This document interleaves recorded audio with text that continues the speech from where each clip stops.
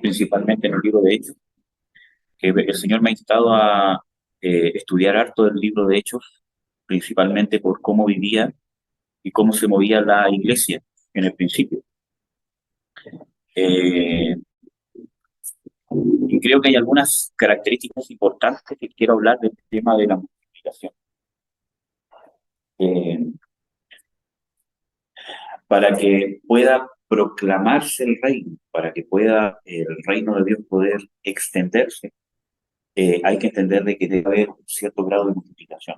El tema es poder entender para qué, cómo y qué significa el que nos multipliquemos, que no es llenar cierto una congregación con gente, sino que qué es lo que se tiene que multiplicar. Y el tema principal es de que, ¿cómo se llama? Lo que se tiene que multiplicar es el reino de Dios que se manifiesta en nosotros. Lo que hemos vivido en Cristo Jesús, eso es lo que se tiene que, eso es lo que se tiene que multiplicar. No simplemente un número y no simplemente convencer a alguien, ¿cierto? De que Dios es bueno, de que Dios es real o no, porque si no vamos a caer en argumentos y vamos a sembrar en las personas convicciones que no trascienden en nada de lo espiritual. Entonces, lo que se tiene que multiplicar es el reino de Dios. Y una de las características principales del reino de Dios es la soberanía del rey, la soberanía de Jesucristo. Esa es la característica más importante del reino de Dios. Y eso es lo que se tiene que multiplicar. ¿Cómo podemos multiplicar eso? Mientras más yo me someta a la soberanía del rey, que es Cristo, mientras yo más viva como peregrino acá en la tierra. Eso es lo que se va a multiplicar en la influencia que yo tenga sobre las demás personas. No es simplemente predicar un mensaje que haga que, ¿cierto?, que las personas lloren, ¿cierto?, que se convenzan, ¿cierto?, de que Dios es real, de que, que yo vaya contra los ateos, contra los agnósticos, sino que realmente que se pueda multiplicar la soberanía que Jesucristo tiene sobre mi vida. ¿Hacia dónde voy? ¿Por qué soy salvo? ¿Por qué estoy acá? ¿Cuál es mi propósito de todos los días que despierto? Bueno, que el propósito es diferente a mis responsabilidades. Todos tenemos responsabilidades en el tema del trabajo, de ser padre, ser madre, ¿cierto? Que me tengo que levantar porque si no, ¿cómo se llama? No hay para comer, etcétera, etcétera. Todos tenemos esas responsabilidades, pero el tema está que mis responsabilidades, ¿a qué propósito me llevan? ¿O por qué estoy cumpliendo esas responsabilidades? ¿Qué hay más allá de eso? De los estudios, etcétera, etcétera. Eso es lo que nos da el hecho de entrar al reino de Dios. Nos da un nuevo propósito, nos da nuevas metas que trascienden a lo natural o lo que uno vivir. Y hay un dato interesante de que, ¿cierto?, que las escrituras hablan de que Abraham vivió como, dice de que él mismo dice, de que él era peregrino y extranjero, pese a que estaba en la misma tierra que Dios le había prometido.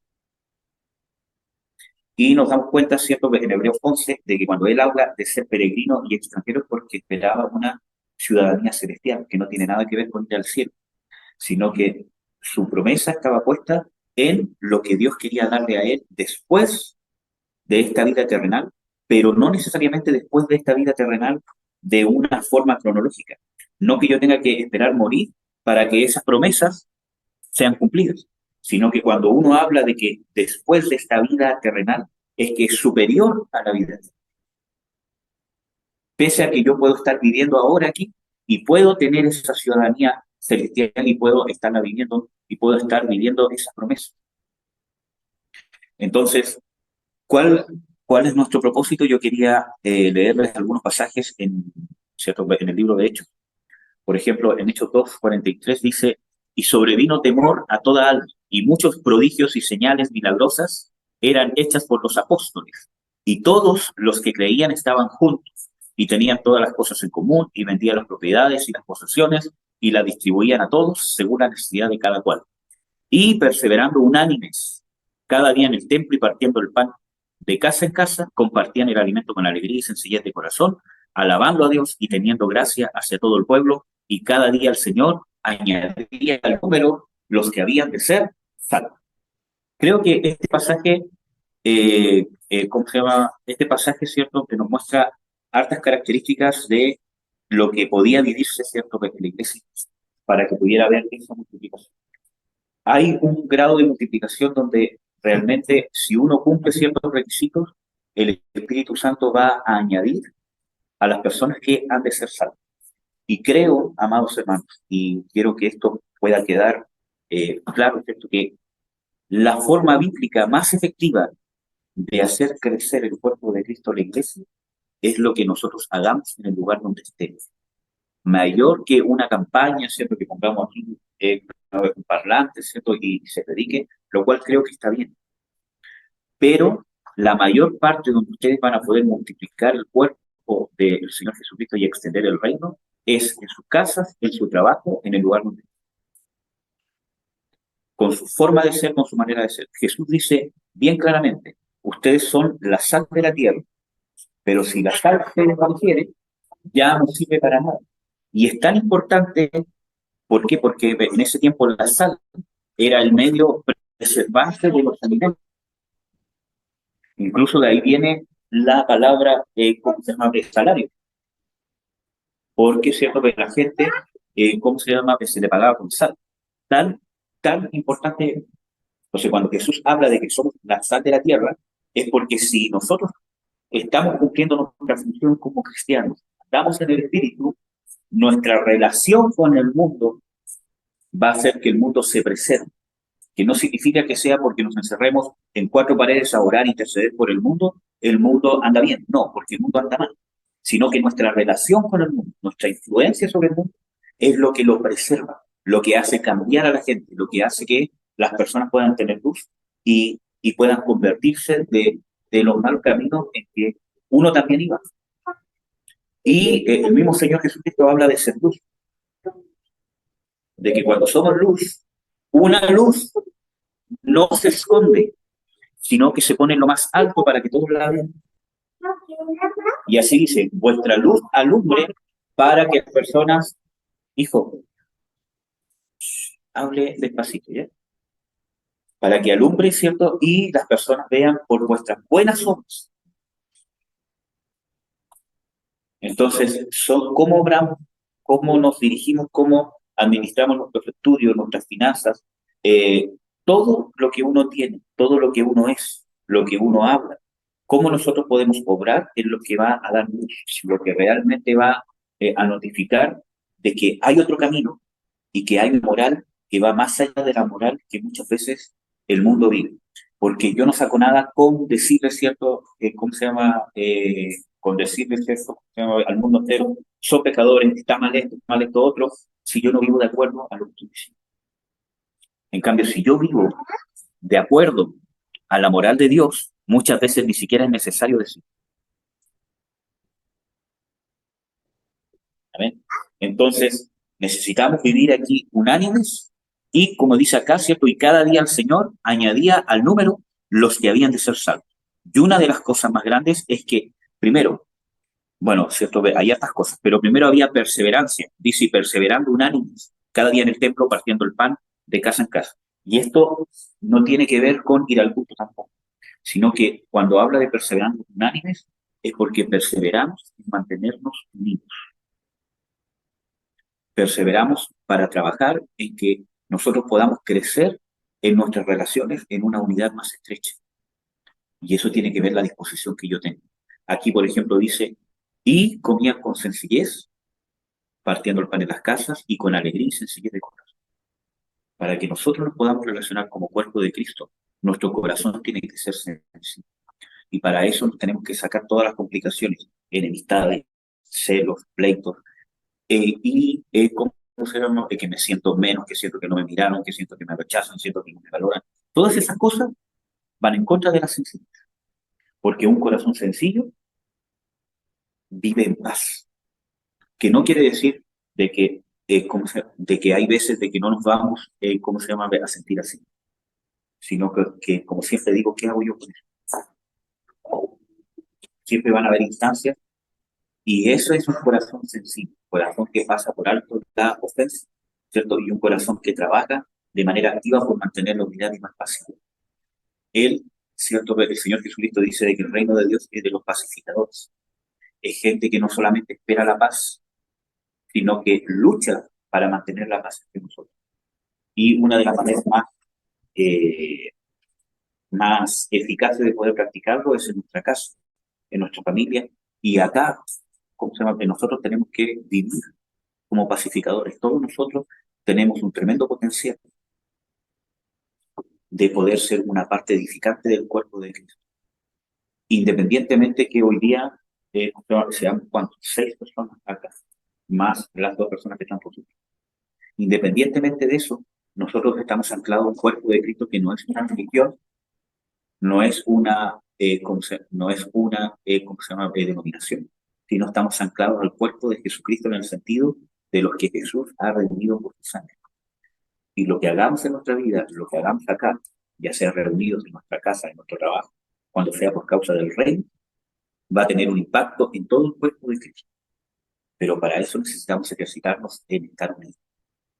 Y tenemos que aprovechar de que son pocos, porque siendo pocos es más fácil mantener la unidad, porque es más fácil conocerse.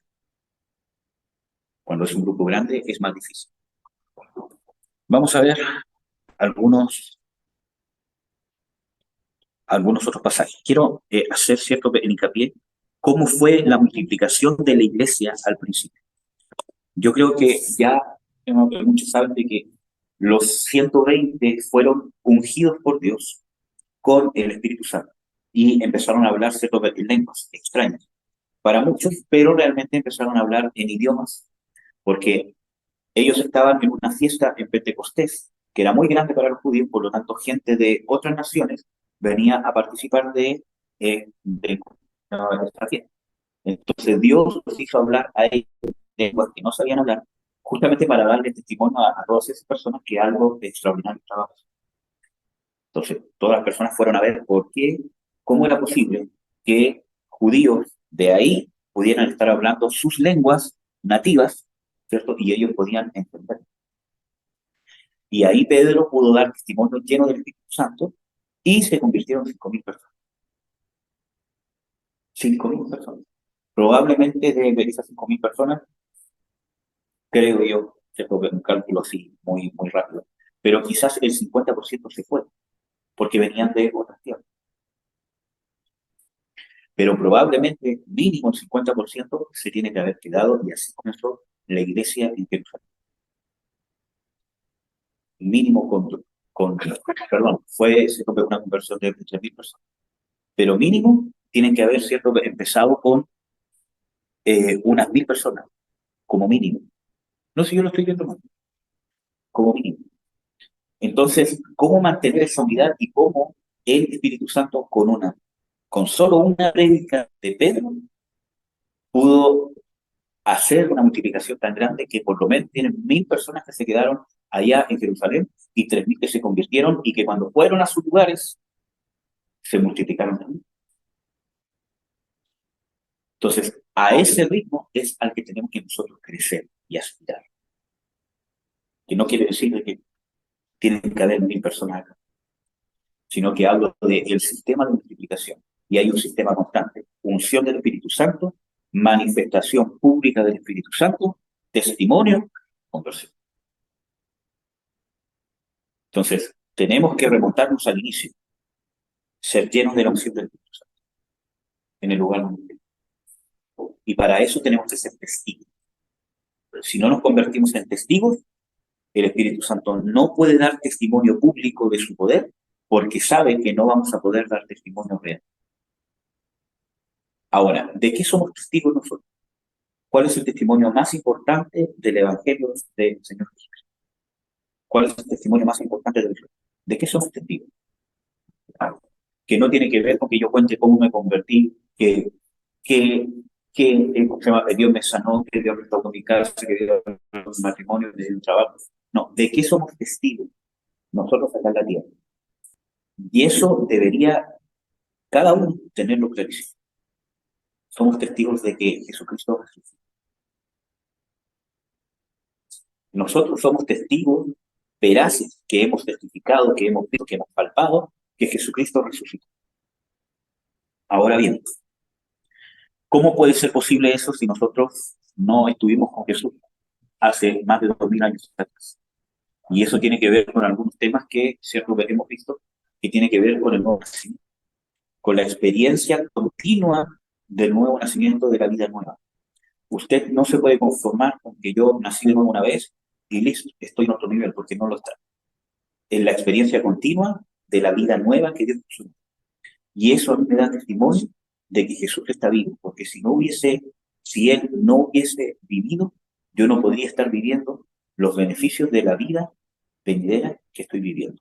Él, ahora, ¿cómo se llama? La pregunta es, ¿estoy viviendo realmente los poderes de la vida venidera?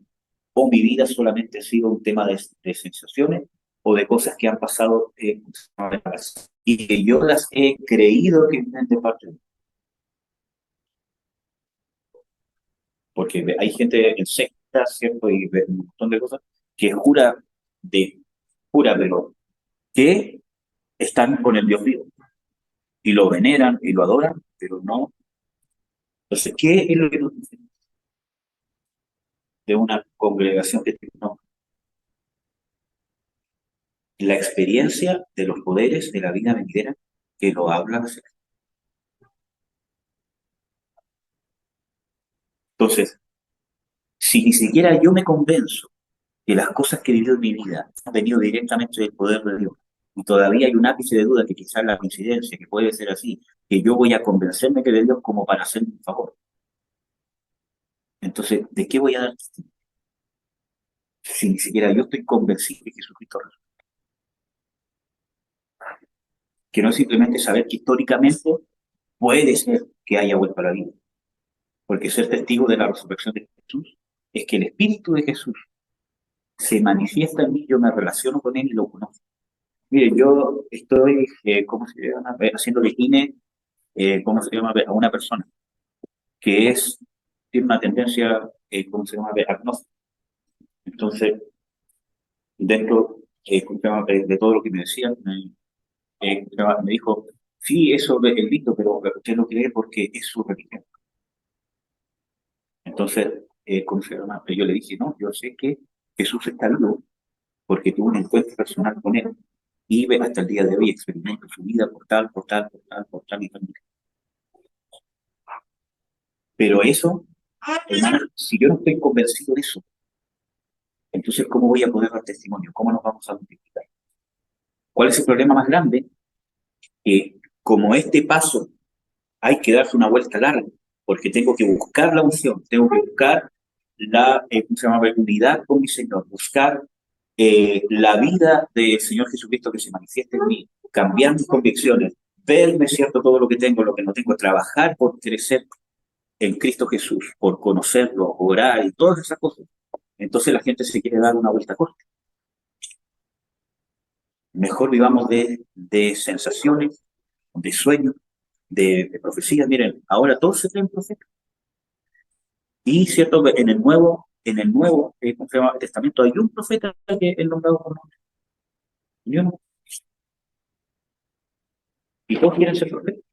Entonces, la forma de multiplicarnos, y es más, hay un evangelista nombrado por nombre. Y ahora también, ¿cómo se llama? Se cree que la única manera de multiplicarse es con evangelistas y con campañas, que vuelvo a decir, que creo que no está bien. Pero la forma bíblica más efectiva de multiplicar es siendo luz donde se habla. Miren, en 1 Corintios 15, 14 al 15 dice, y si el Mesías no fue resucitado, vana es nuestra predicación, vana también nuestra fe, y hasta somos hallados falsos testigos de Dios, porque testificamos que Dios resucitó al Mesías, lo cual supuestamente no resucitó. Si en verdad, ¿cierto? Si es verdad que los muertos no resucitan. Aquí Pablo está tratando, ¿cierto? Una infiltración en la iglesia de que había muchos que creían que realmente no había resucitación.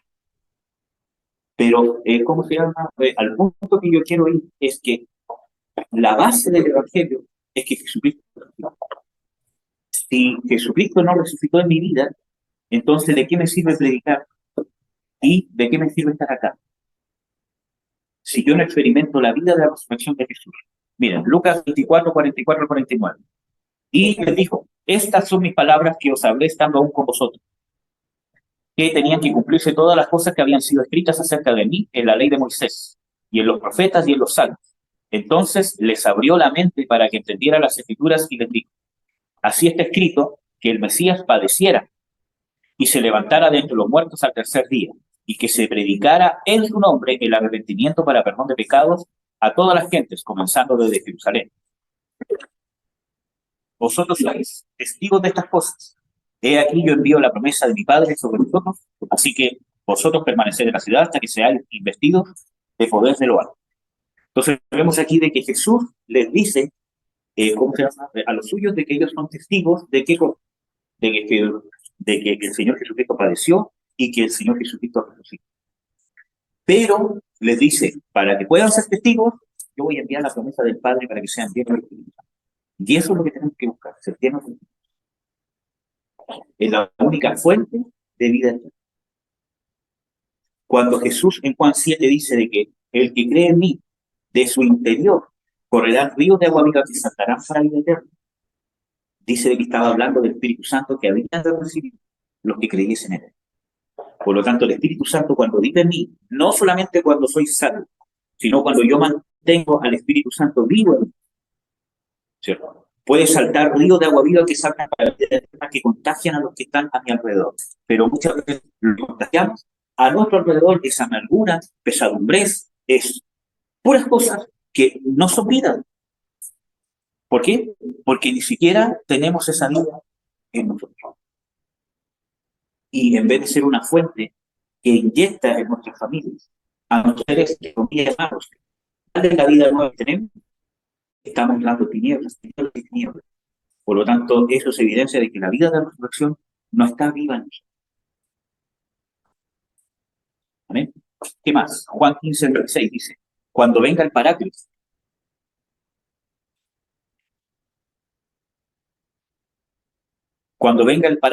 a quien yo enviaré del Padre, el Espíritu de la verdad, el cual procede del Padre, él dará testimonio acerca de mí, y vosotros también sois testigos, porque estáis conmigo desde el principio. Entonces vemos de que aquí dice de que Jesús iba a enviar al Espíritu Santo, el cual procede del Padre, y él dará testimonio. La forma que nosotros podemos dar testimonio es cuando nuestra vida, todo lo que hacemos, ¿cierto? Nosotros recurrimos al poder del Espíritu Santo para poder solucionar nuestros problemas o para poder vivir la vida que nos toca vivir. Si nosotros tenemos la unción, el Espíritu Santo va a dar testimonio de que Jesús está en nosotros. ¿Amén? Bueno, y quería terminar con Hechos 8, del 4 al 8. Dice, pero los que habían sido esparcidos iban proclamando la palabra. Y Felipe, bajando a una ciudad de Samaria, les predicaba al Mesías. Y al oír y ver las señales milagrosas que hacían, las gentes unánimemente prestaban profunda atención a las palabras dichas por Felipe, porque de muchos que tenían espíritus inmundos salían clamando a gran voz, muchos paralíticos y cojos eran sanados, y había grande gozo en aquella ciudad. Quiero aquí poder rescatar tres cosas. Liberación de demonios, sanidades y gozo. Dice, había gran gozo en aquella ciudad. Si ni siquiera nosotros podemos vivir el gozo, que no significa que no voy a pasar instancias donde siento tristeza. Eso es parte de la vida y es normal. Hay cosas que me van a hacer sentir mal y tiene que ser así, está bien. Yo hablo del gozo interno y el gozo interno se nota. Cuando nosotros no tenemos ese gozo, esa paz, transmitimos incluso nuestra risa, en nuestro compartir. Todo lo que hacemos transmitimos un pesar. Transmitimos tinieblas, ¿cierto? Incluso en el saludo, etcétera. En cambio, cuando nosotros tenemos, aunque estemos viviendo algún problema, pero tenemos realmente un gozo de Dios que nace de nuestra relación íntima con Él, transmitimos vida, incluso aunque estemos. Por eso que las Escrituras dice llorad con los que lloran. Porque incluso en eso yo puedo transmitirle vida y consuelo a alguien. Amén. Entonces, ¿Y qué más? Decía liberación de demonios, sanidades milagrosas, porque estamos hablando de gente que era coja y paralítica. O sea, ¿cómo se llama? Hoy en día, ¿cierto? Que de repente hay alguien, ¿cierto? Que enfermo, ¿cierto? Que tengo, ¿cierto? Una enfermedad, estoy en la UCI, ya, oremos por él, pero queda como en el dintel de la duda, ¿habrá sido Dios realmente el que lo curó o fueron los medicamentos y lo que pasó en el hospital? Porque, no, aquí estamos hablando de cosas que indubitablemente había una intervención divina sobrenatural. Y yo lo siento, hermanos, porque a eso tenemos que aspirar, a que no nos conformemos. Tenemos la oportunidad de vivir la vida del reino, de poder vivir la vida con el poder del Espíritu Santo y el poder de Dios. Pero para eso necesitamos al Espíritu Santo. Para eso necesitamos función en cada aspecto de nuestra vida. Así que vamos a orar por eso. Amén. Padre, en el nombre de Jesús, te bendigo, te doy las gracias, Señor, por poder estar reunidos. En tu palabra dice que donde hubiesen 2 o 3 reunidos o juntos, unánimes, en tu nombre, ahí estás tú. Yo te ruego, Señor Jesucristo, que te manifiestes. Señor, por lo menos, Señor, por lo menos, si hay 2 o 3 que realmente, Señor, estemos con un corazón sincero, buscando tu reino, buscando de ti, buscando de tu unción, yo te pido que te manifiestes, Espíritu Santo, que puedas moverte dentro de nosotros, que puedas darnos el gozo que necesitamos, la fuerza que necesitamos para seguir adelante. Pero yo te pido, Señor, que no sea solo sensación, sino que en este pequeño grupo, Señor, que está aquí reunido, Señor, no porque somos muchos, no por un gran templo, no, ¿cómo se llama?, por la calidad de, ¿cómo se llama?, la música o por la calidad de cómo se predica, Señor, sino realmente estamos reunidos aquí porque dentro de todas las cosas hemos visto, de alguna manera hemos visto algún testimonio de que algo diferente, un poder que viene más allá de lo natural o de lo que hemos visto, se mueve acá. Todos nosotros hemos venido en busca de ti, Señor, del Dios vivo, del Dios verdadero. Quizás con algunas incertidumbres, con algunas dudas, Señor, pero estamos acá y hemos hecho el esfuerzo y hemos apartado este tiempo, no por las cosas naturales, porque quizás hay otros grupos, hay otras reuniones que quizás son mucho más beneficiosas que estas. Hemos venido porque realmente estamos buscando de ti. Yo te pido, Señor Jesucristo, que te manifiestes, Espíritu Santo, con tu poder, que obre en cada uno de nosotros, con sanidad, con transformación, hecho fuera la tristeza, el pesar, la duda, la incredulidad, en el nombre de Jesús, que caigan todas las barreras, en el nombre de Jesús, que muchas veces impiden que nosotros podamos entrar de lleno al reino de Dios.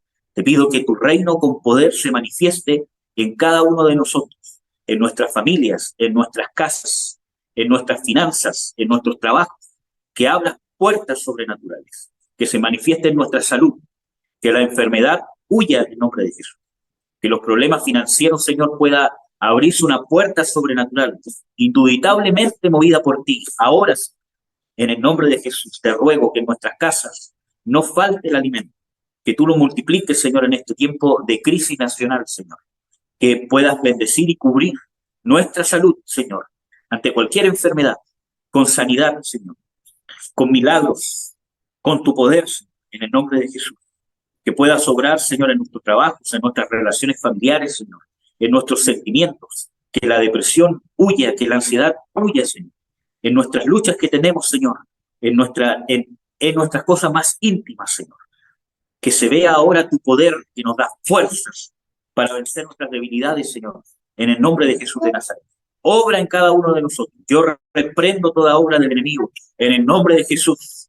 Toda venda que ha puesto, toda pared que ha puesto en nuestras mentes, en el nombre de Jesús, con incertidumbre, con locura, en el nombre de Jesús, con pesar, con amargura, en el nombre de Jesús. Desecho toda obra del enemigo y la expulso y la echo fuera, en el nombre de Jesús, de todos los que estamos aquí. Establezco el reino de Dios en cada uno de nosotros, cada uno de nosotros que estamos aquí presentes, físicamente o también conectados por internet. En el nombre de Jesús, establezco el reino de Dios en cada uno de ellos, en sus casas, en sus familias, en el momento donde estamos ahora, en el nombre de Jesús, que son propiedad del reino de Dios, que son trasladados de la potestad de las tinieblas al reino del Señor Jesús. Toda obra satánica la expulso, la echo fuera, en el nombre de Jesús. Te hago retroceder, Satanás, con todos tus argumentos en nuestra mente, en nuestro corazón, en nuestra voluntad, en nuestros sentimientos. Te obligo a retroceder en el nombre de Jesús. Te ordeno que retrocedas. Cancelo todos tus argumentos, todo lo que has hecho en nuestras vidas, rebelión, pereza, en el nombre de Jesús. Hastío, apatía espiritual, en el nombre de Jesús de Nazaret.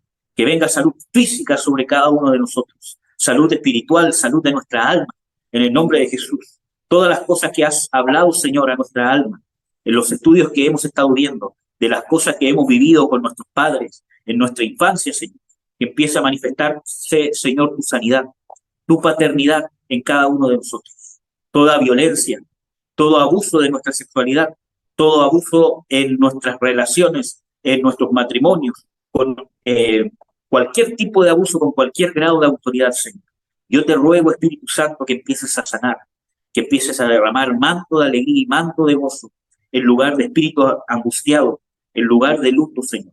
En cada área de nuestra alma que quizás está fragmentada, está herida por las circunstancias y las cosas que nos ha tocado vivir. Tu palabra dice que tú restauras lo que pasó. Empieza a restaurar, Señor. Llévanos al perdón. Llévanos a perdonar, a aceptar también el perdón de parte tuya, que tú nos perdonas, que nos amas, que no nos cobras ninguna deuda porque fue pagada en Jesús. Que podamos, Señor, recibir de tu paternidad, de tu amor, Señor, que cubre cualquier carencia, que se manifieste de manera sobrenatural sobre nosotros, Padre. En el nombre de Jesús, gracias, Señor. Amén. Entonces, vamos a orar justamente por nuestro sistema inmune y especialmente por los niños. ¿Amén? Así que a todas las mamitas, unja a sus niños con aceite y se pone un poquito de aceite en sus manitos. Y en su casa, ora por sus niños. ¿Ya? Ahora vamos a ver.